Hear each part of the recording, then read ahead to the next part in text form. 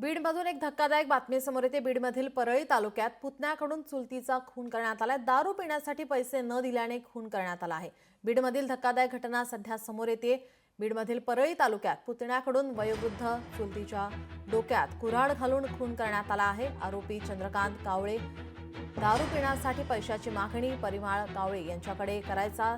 त्याही त्याला पैसे देत होत्या, परंतु आरोपी हा सतत पैशाची मागणी करून त्रास देत होता।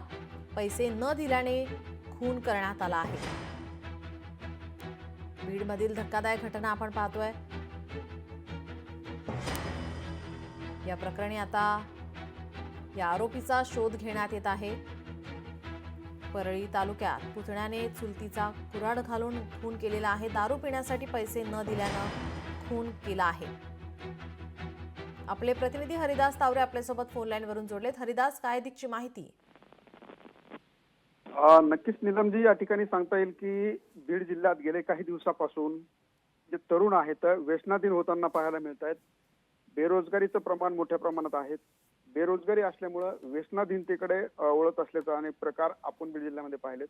मात्र हे एकत्रित कुटुंब असल्यानं चुलतीकडूनच पैसे दारू पिण्यासाठी मागितले होते। मात्र चुलतीनं पैसे न दिल्यामुळं या तरुणानं अक्षरशः डोक्यामध्ये कुऱ्हाड घालून यांचा जी खून करण्यात आलेला आहे।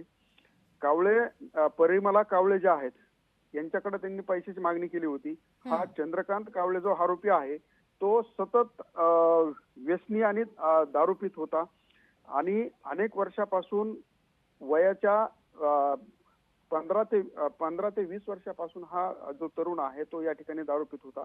त्यामुळे गावातील नागरिक असतील किंवा कुटुंबातील नागरिक असतील हे मात्र त्याला वैतागले होते आणि दारूसाठी पैसे का दिले नाही म्हणून चक्क चुलतीच्याच डोक्यामध्ये कुऱ्हाड घालून हा खून केल्याचा धक्कादायक प्रकार बीडच्या परळीतील कावळेवाडी या ठिकाणी घडलेला आहे। धन्यवाद हरिदास, आपण दिलेल्या सविस्तर माहितीसाठी।